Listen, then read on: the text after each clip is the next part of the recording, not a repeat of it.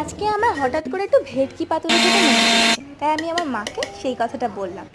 আমার মা আমার বাবাকে বলল যে একটু ভেটকি মাছ আনতে, ভেটকি মাছ নিয়ে আসলো। এবার এবার এটাকে কীভাবে বানাচ্ছি সেটা তোমার সাথে একটু শেয়ার করি। প্রথমেই কটা কলা পাতা আমরা কেটে নেব, কেটে সেটাকে হালকা করে ছেঁকে নেব, যাতে ভেটকি পাতুরিটা যখন কলা পাতায় বাঁধবো সেটা ছিঁড়ে না যায়। তারপরে ভেটকি মাছের ফিলেগুলোকে সুন্দর করে ধুয়ে রাখবো। ধুয়ে রাখা হয়ে গেলে এবার তো আদা কুচি যে রসটা সেটা দেবো। তারপরে লেবুর রস দেবো। লেবুর রস দেওয়ার পর ওর ভেতর নুন দেবো, ভালোভাবে মাখিয়ে নেব। মাখানোর পর ওর ভেতর আমরা আর কিছু দেবো না, এবার ওটাকে আমরা একটু রেখে দেবো জাস্ট কিছুক্ষণের জন্য। তারপরে আমরা অন্য একটা দিকে আসি। এবার আমরা পোস্ত নেব আর হচ্ছে 2 রকম সর্ষে, এটাকে কিছুক্ষণ ভিজিয়ে রাখবো জলে। ভিজিয়ে রেখে ওগুলোকে বেটে নেব। লঙ্কা দেবো সাথে, আর লবণ দেবো। লবণে আর লঙ্কার সাথে ভালোভাবে ওই 3টে ইনগ্রিডিয়েন্টসকে আমরা ভালোভাবে বেটে নিলাম।